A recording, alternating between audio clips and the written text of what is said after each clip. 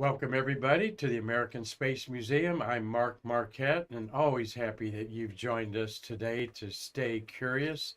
March 7th, 2025. And here with Marty Winkle, my co producer.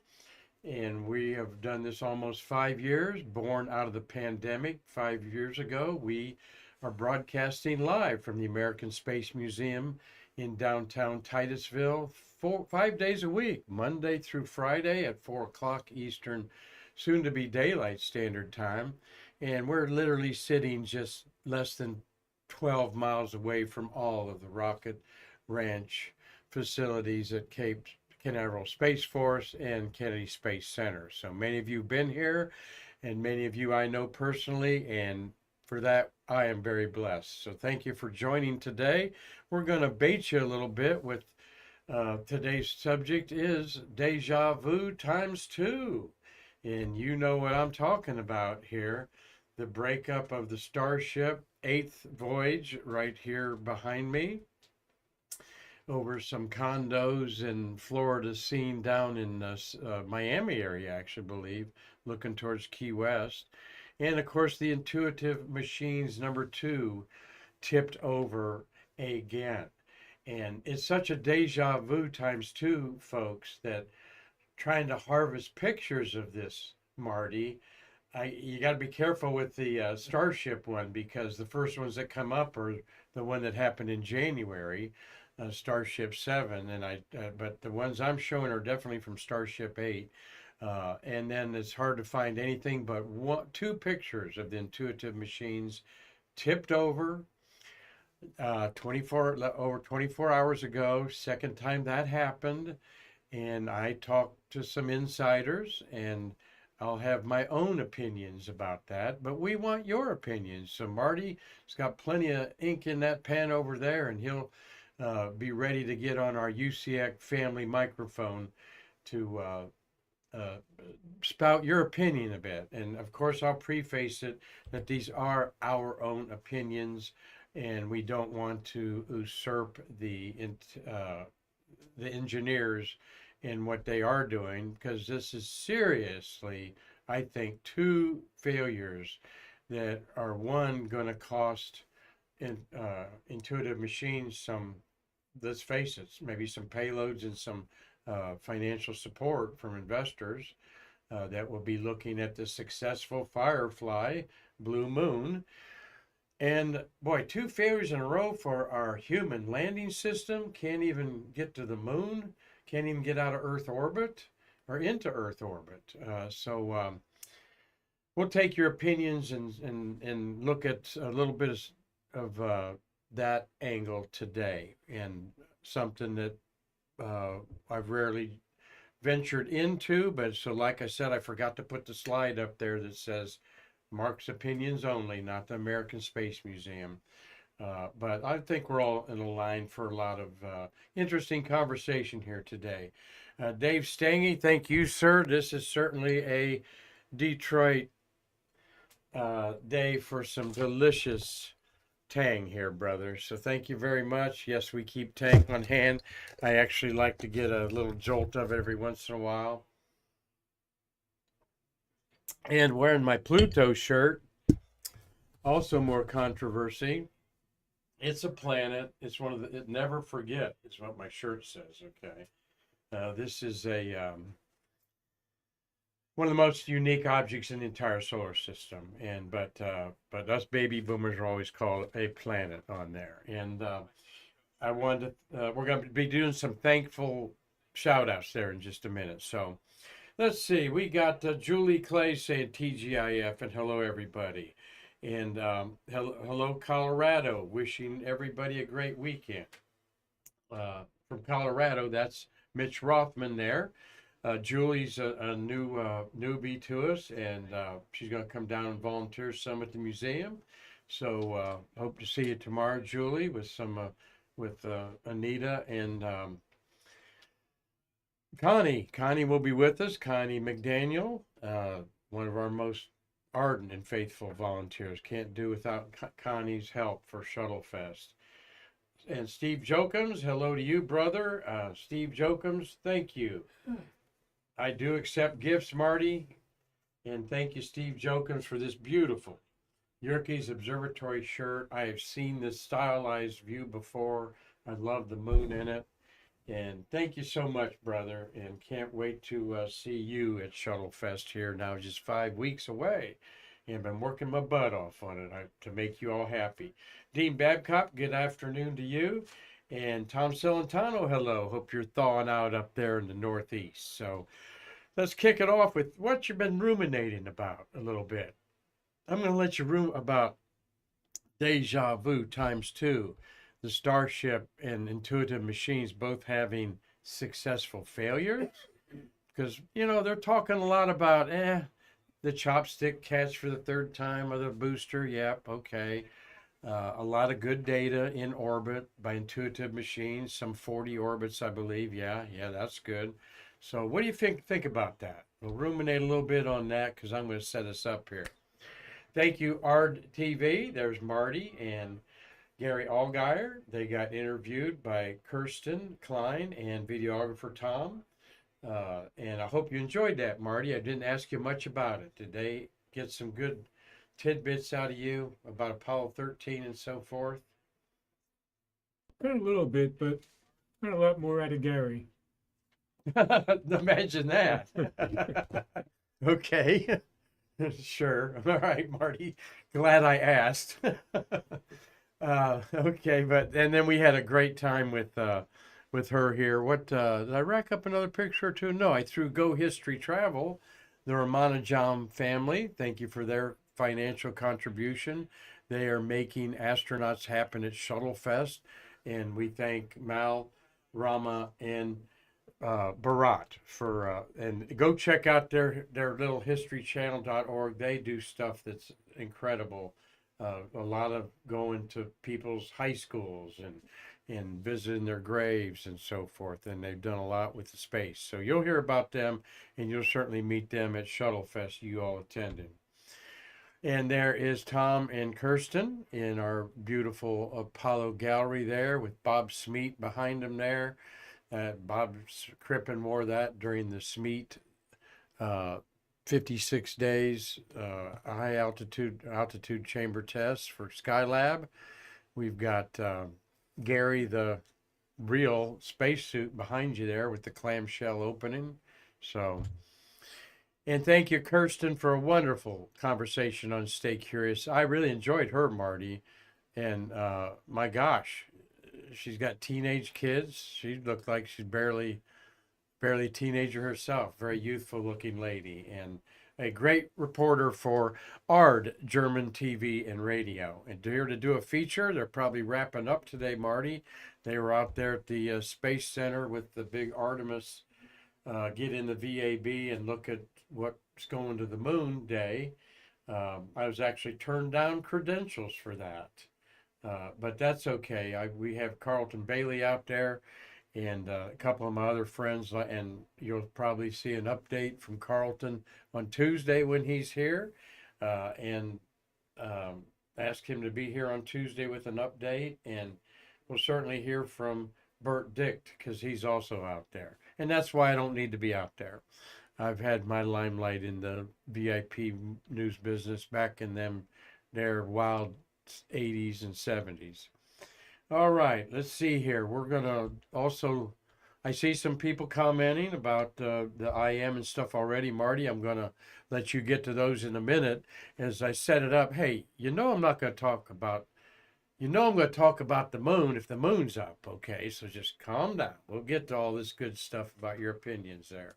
Yes, we're doing a renovation of the Cape Canaveral Gallery, and particularly stripping down that south wall and repainting it. And there's the mighty Atlas Titan rocket there, Atlas Centaur. And so when you all come for Shuttle Fest, we'll have a nice reno on that. Nick Enix is spearheading that. And of course, I'll have paintbrush in hand and scraper and all that stuff starting when we kick off this weekend, right? Thank you, Mitch Rothman, and I want you to go on Facebook and join NASA Manned Space after, of course, you join the American Space Museum if you're not there. Mitch Rothman and his wife Paula are very active activists in a way, Marty, for the space community. And I say that because Mitch is helping the drive to make July 20th national holiday, Moon Day. All right. Now, whether it's a paid government employee holiday or not is immaterial to a supporter like me. But Mitch is behind that, and he's right. Hi, buddy. He's up in Colorado. He said right now, hope your tooth are feeling better. And I'll have a lot to report to you when you get in town. And he's actually going to Washington, D.C., Marty, but I think next week to talk to Mark Kelly on Congress and some other ones on the committees up there, which you need to talk to the our representatives over the Committee of Science and Space, Herodopoulos. Go look that name up, Herodopoulos. There, Mitch. Mark UCX says Good Friday to us. Tom UCX, same thing. And Mitch is doing a good job. They limit their post to Mercury, Gemini, Apollo, Skylab, and ASTP. They don't kick you off if you want to talk shuttle, but that's what it's all about. Is those the core of America's space program born out of those programs. National Space Society, of course, a great partner. Gabriel Rothblatt, our executive director over our nonprofit foundation, is on the director's board of the Florida chapter. And Bert Dicht, of course, does a monthly program with us. If you're not a member, please check that out. Bristol Astronomical Society, I want to give some love to.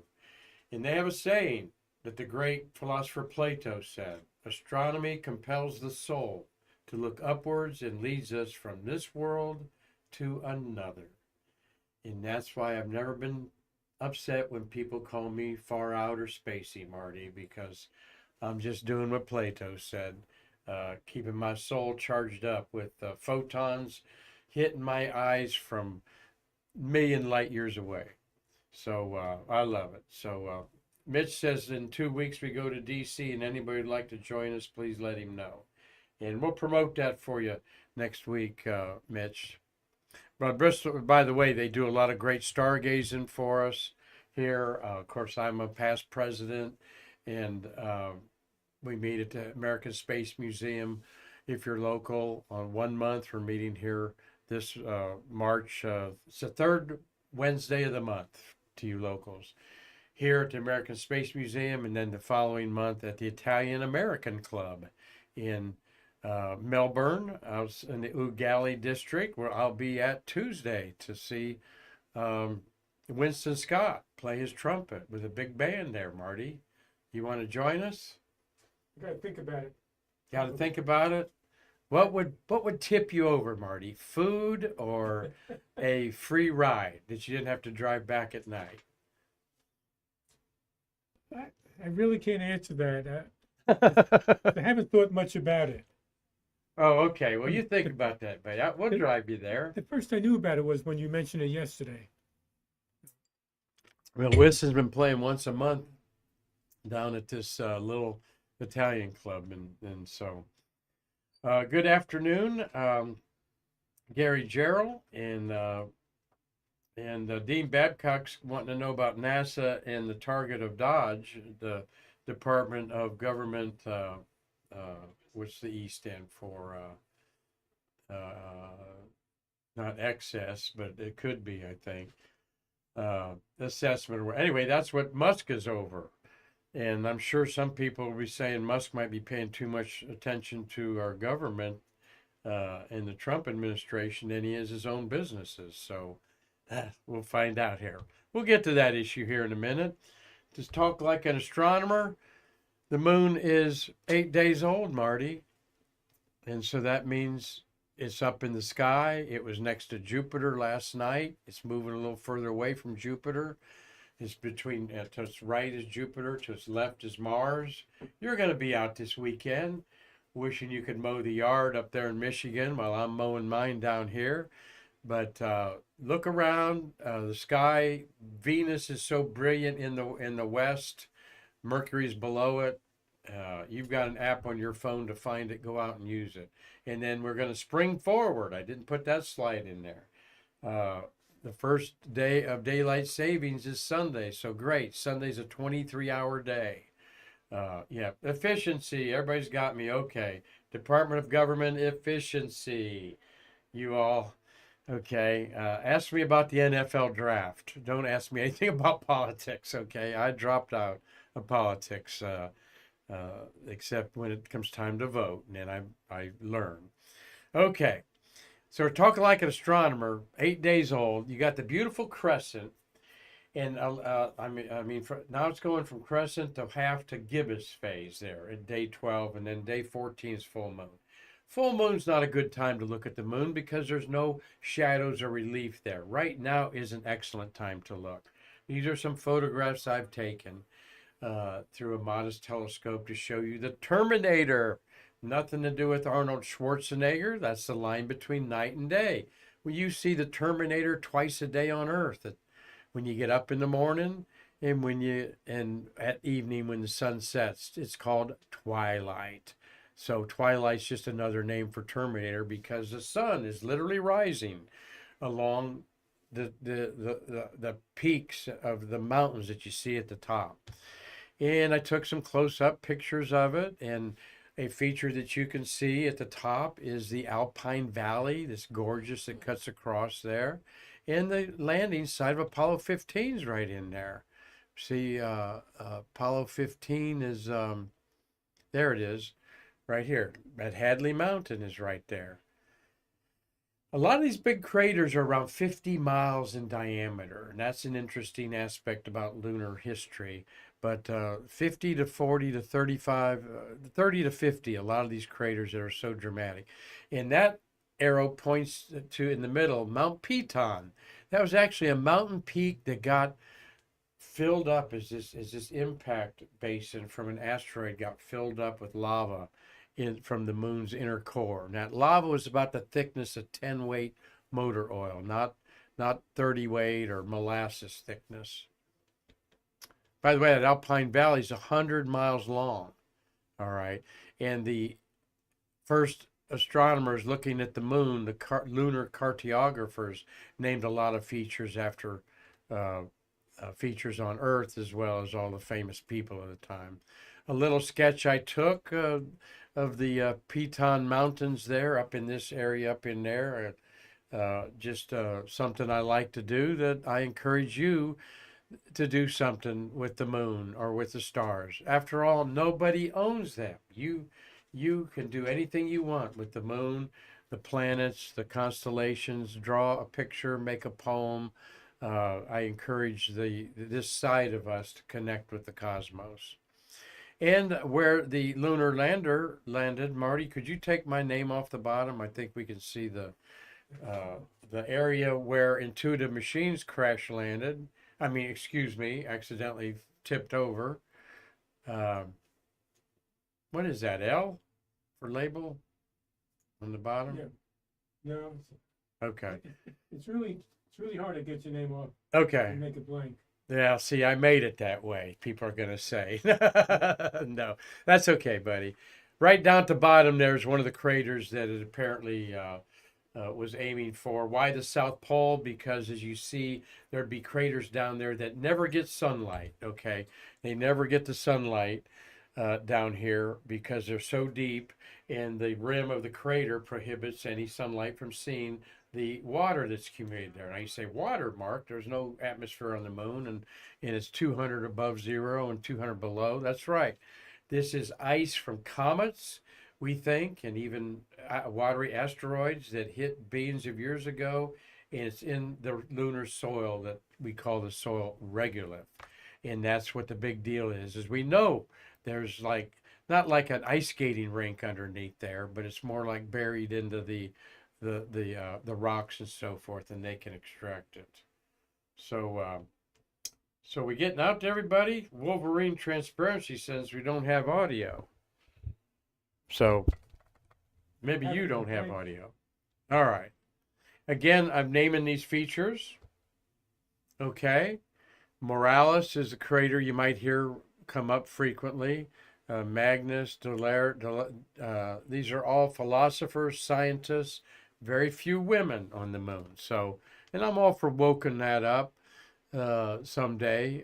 There's certainly some marginal people's names on the moon that I'm not going to say don't deserve it, but could be changed. So, um, all right. So there's another. This is a famous feature called the Rieta Valley that goes through here actually, and you see it more on the second day. All right. Um, so let's get to this breaking news. Again, not to braggadocious. I actually did this in 1889 and still do it, but I wanted to show you sort of the process. Name it. I got an 8-inch reflector. The moon's 3 days old. It's about 90 power. It's clear. 15 degrees cold out. I'm in Bloomingdale, Tennessee, outside Kingsport, Tennessee. And so you look back on this, and it's kind of a scrapbook. And then maybe I could do something with this artwork someday. But for me, it's just my own edification. But again, I own it and did it. And now you can do the same thing, write a poem, take a picture, whatever on there. All right, breaking news. I'm not full of facts because I know how smart you all are out there.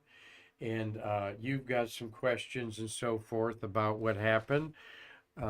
I guarantee you, I have some sources that are insiders that talk to me on a frequent basis about the whole landscape of what's going on.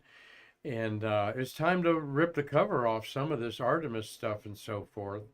And I think it's slowly happening because the money's just not there, my own personal opinion. But as we get into that, let's first talk about intuitive machines, okay? And there's the intuitive machines lander, a photograph. Now, Marty, they're showing a very similar photograph, but it's actually the artist's impression of it before it was even launched. And you got to be careful about this, folks. I am because I don't want to misrepresent what I'm saying on behalf of the American Space Museum. I can be corrected, but I don't want to. I want to be accurate. Um, so what's the first? And of course, we know it landed. I watched it just like you did. Then all of a sudden, the telemetry said that the engine was still running when it was supposed to be landed. And then I even think they got a negative telemetry that it below the surface of the moon. Something went, uh-oh, because this is the actual photograph that it took. One of two that I could see. The other one doesn't have the Earth in it. There's the Earth. A cool photo, except your legs are up in the air. I think it's got 5 legs. Don't know if this one over here is busted. I don't know if it has 5 or 6. I'm not going to, you all can correct me on there.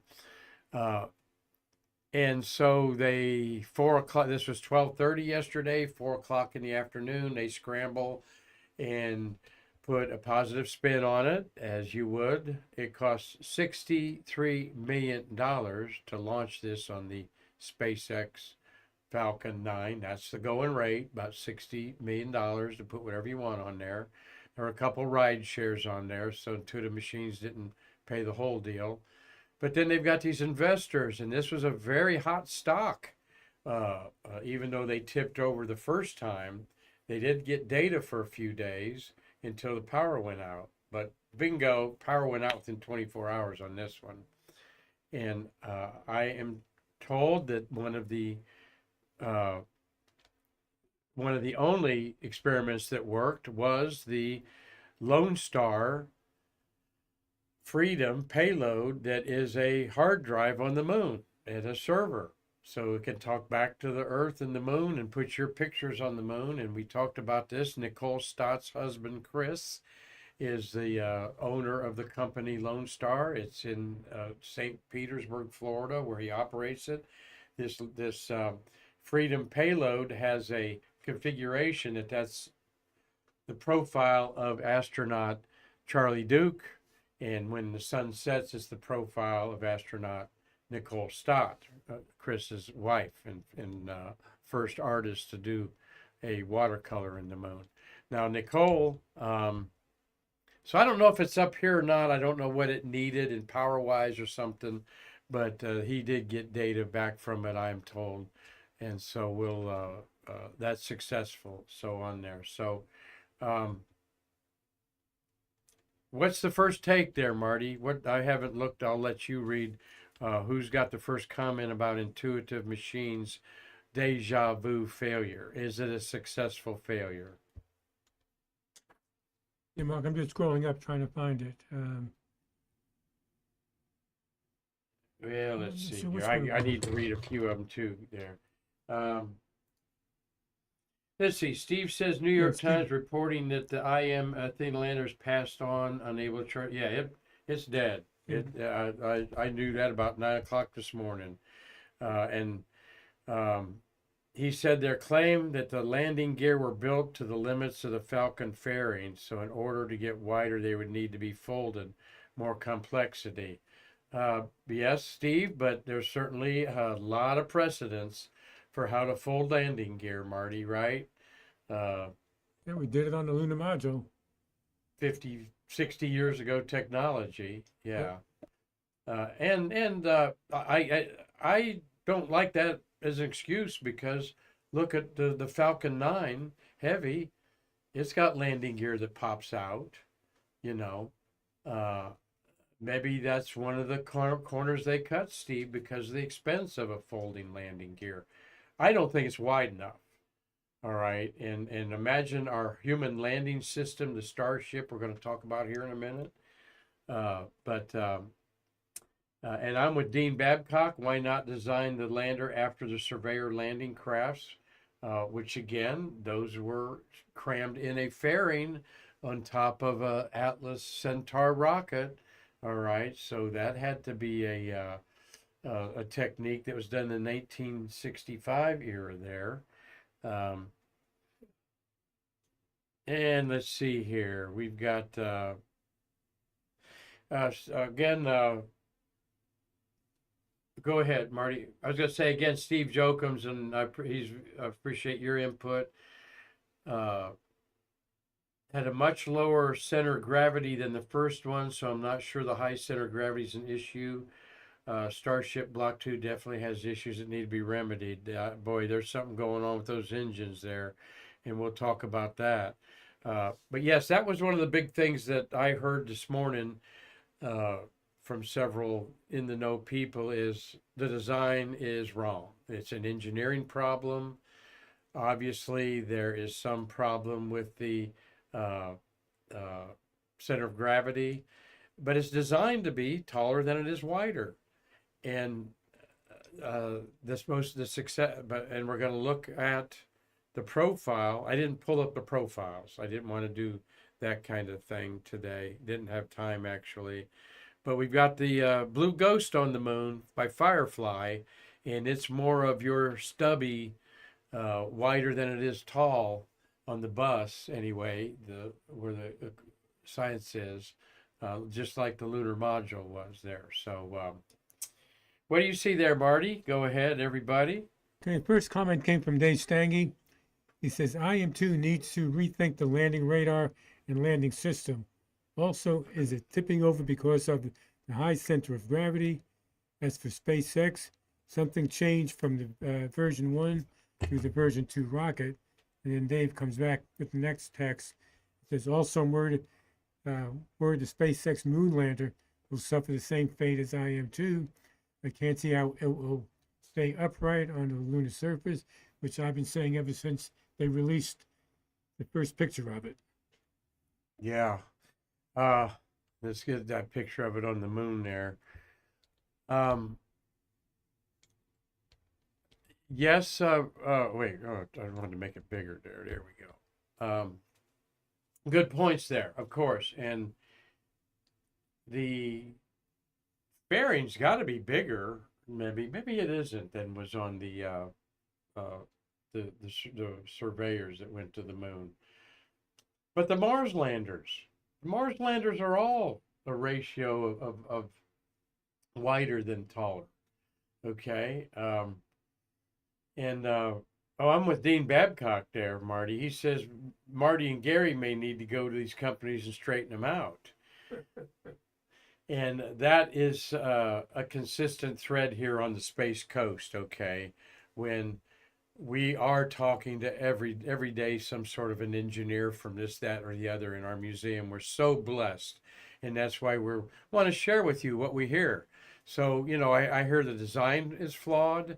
They have got a lot of you should not fail twice in a row like this, okay? And you know what I initially think about, Marty, is so the first one tipped over and ran out of power because they had the solar panels on one side, okay? So how many spacecraft have been launched that have solar panels on top or on all four sides? Or maybe just put them on three sides if you can't put them on that fourth side. So obviously they'd have solar panels on this side here. They would get the energy and be able to do some things they wanted to do to have the energy to do. When I looked up what this mission was all about, dang, it's an interesting mission. We missed out on some awesome science there. Marty had a couple little things the size of your hand that flipped out that had, did you see what was all on it? Had a hopper. It's actually going to go for 100 yards or something in another direction, but it also had these little roly-poly things, I'm going to call them, with cameras on them on there, and a drill to go down. Very ambitious. And to not think that you could get by with one side of solar panels for energy, I don't know. Obviously, the NICADs don't last that long. So I think that's part of the design flaw that's thought out. Cliff Watson, thanks to join us. Mark Thell's on here today on a TGIF Friday. So you're all very smart out there. Steve says you're preaching to the choir, Marty, when you talk about doing it the old school way. And this is why we haven't been back to the moon in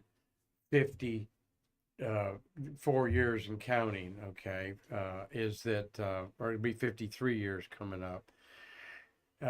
And that's one of the shocks to me, being in the role I've been in here at the American Space Museum, and Marty knows it, is the new companies do not rely on the legacy companies for their knowledge.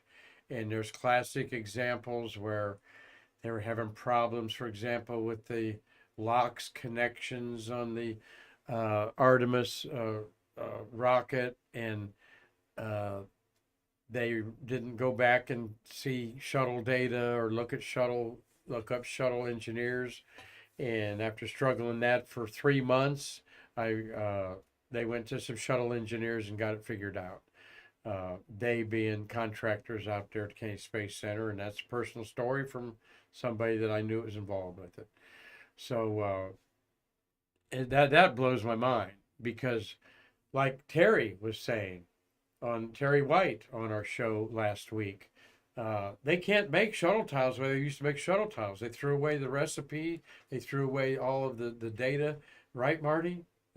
Yeah. Would you address that? How even you worked both great eras, the Apollo and the shuttle era.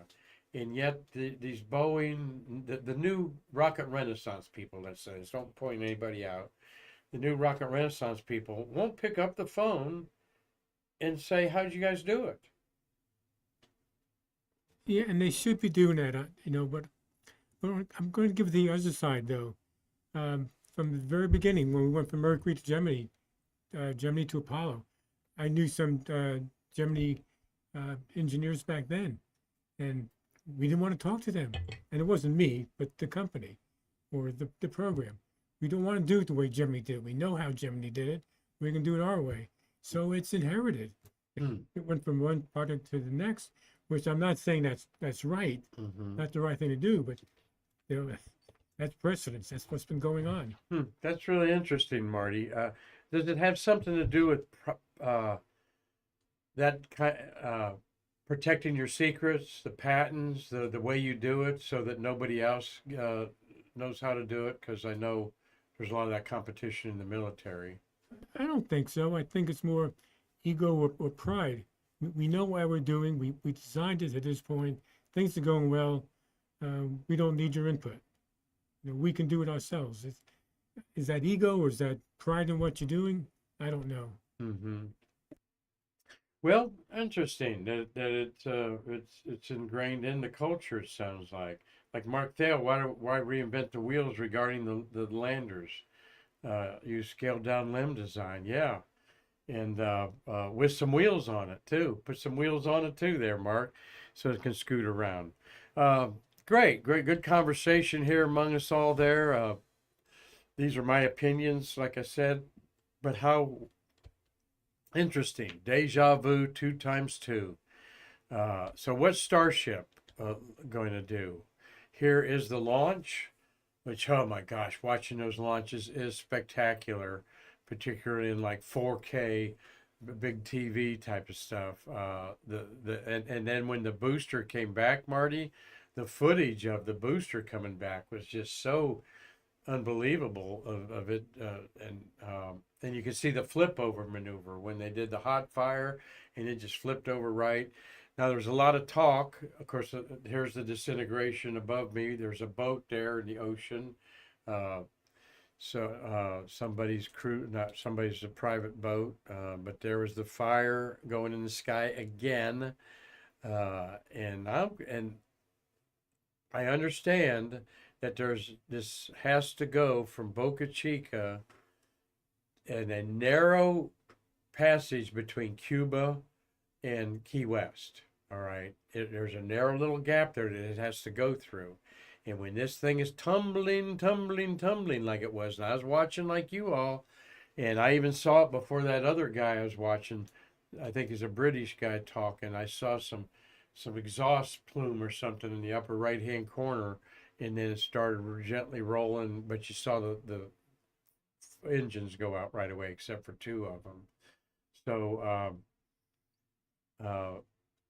but spectacular. So that, like we all knew it was in trouble, and I immediately thought that thing is spinning around. That could just corkscrew into Miami, maybe. I mean, I'm sure there's some serious repercussions twice. This is why Musk wants to launch from Cape Canaveral, actually be Kennedy Space Center, pad 39A, uh, because you got the whole ocean there. You're not endangering too many lives there. So what was I thinking about? We were talking about there's that cool picture we picked for the green screen, and there's one other picture I did harvest that is of 8. So you're going to be confused. Are you looking at Starship 7 or Starship 8 streaks across the sky? They'll get mixed up, I guarantee it, because it's just that's human nature, I guess, in there. So, yes, Mark Bruno points out they had 2 controlled landings at sea level, and now they've taken a step back and and they're going to be grounded for more data. He says, of course, they will be grounded for a while. And those controlled landings were spectacular. And if this one worked out like the other ones, where they gently set it into the ocean, and I think they even retrieved it later, like that one sci-fi movie that they go in the ocean. I got to remember that. Can't remember that right now. But anyway, they were going to land it on a barge. Would be Starship 9, Marty, was going to be landed on a barge, I believe. And of course, that's going to be scrubbed. And what's going on with SpaceX? They have been known now to iron things out quickly, not do the same mistake twice. But the last anomaly of the explosion was caused, they said, by a resonance of the vibrations in the ship as it was reaching orbit, and it broke fuel lines. The resonance cracked the fuel lines and tore them apart. Is this the same thing that happened again? Though they said they put different things in it, like fire suppressors, more venting and things like that. But you got, I think there's 6 engines, but I wouldn't bet on that. You all up to speed on that probably more than I am. So tragedies, really. Glad nobody lost their lives, but hey, some of this makes it to the ocean. So we're not gonna, hope all the sea life was okay too. All right, I got no real questions or statements up there. Everybody wants to keep their integrity about and let me lose mine. No, I'm just kidding. Uh, in a nutshell, Marty, I think both of these have two back-to-back similar anomalies.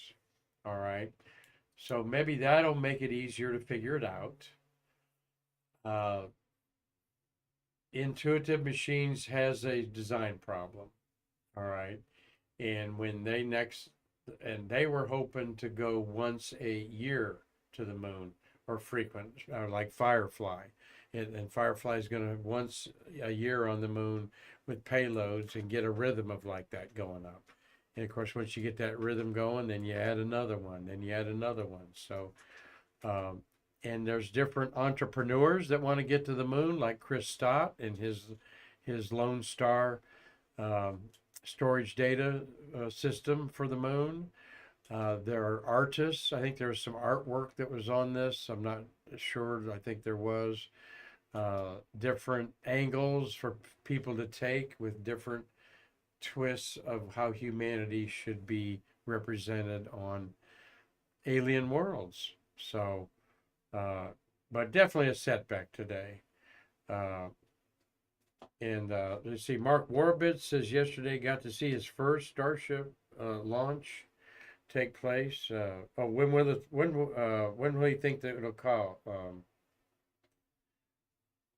He said wherever Warbitz lives, he said he got to see it last night. The rapid unscheduled assembly.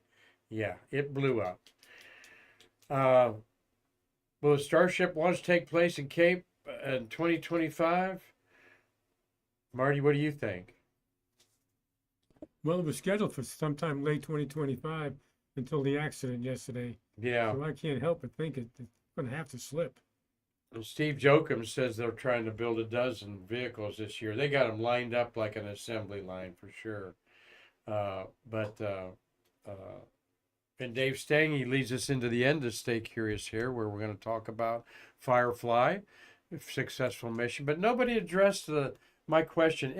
Are these successful failures? What do you think, Marty? Well, there's some success, but I'm not sure that success outweighs the failure. So does that make it a successful failure? I don't know.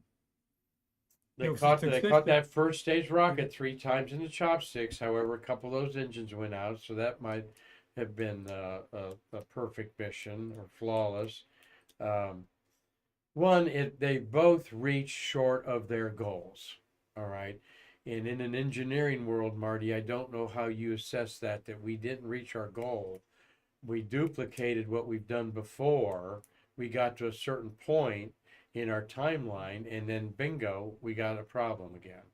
Well, there's usually several goals that they have identified. So we know they missed one of their major goals, but I don't think we know their other goals. Yeah, true. Well, they wanted to, if they landed upright and everything, their stock would be soaring right now instead of being on some margins. Here's a beautiful shot that the company Firefly's Blue Ghost took of the Earth and leaving on its. It wasn't launched and took a direct route like the Intuitive Machines did.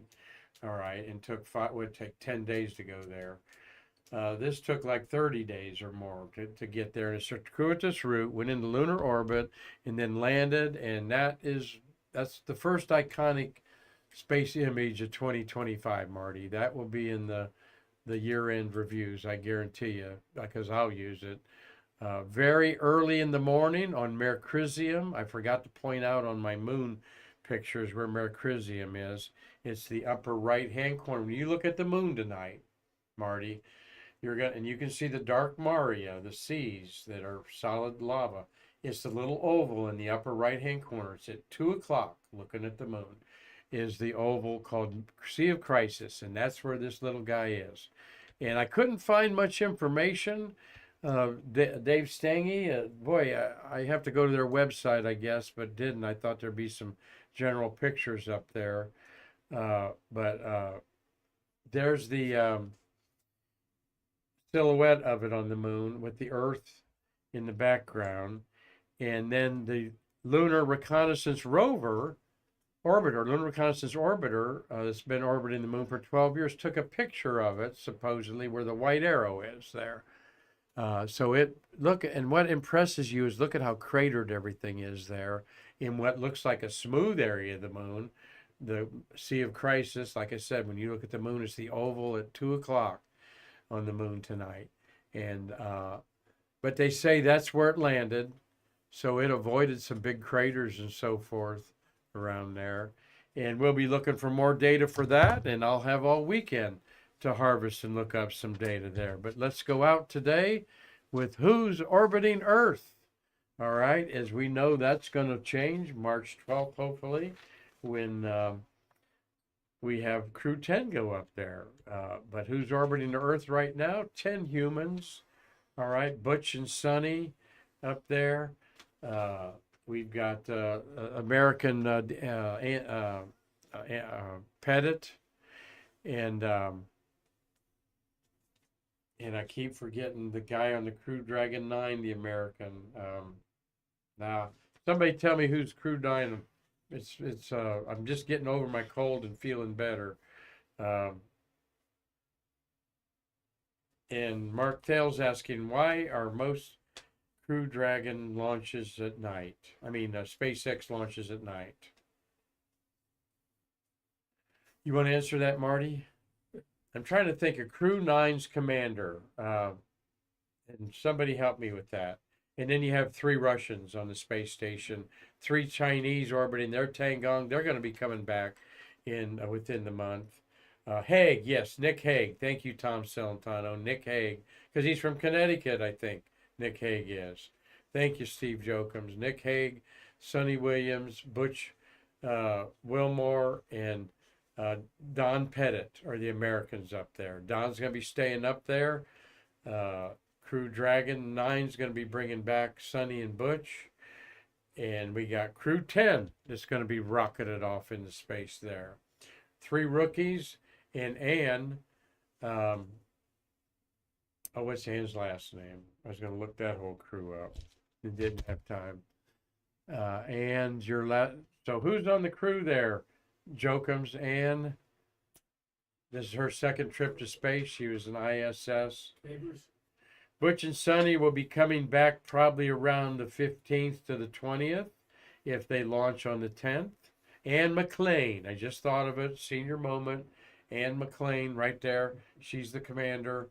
And then 3 rookies, including a Japanese astronaut. And we'll get our arms wrapped around that on Monday when Marty and I come back for another edition of Stay Curious.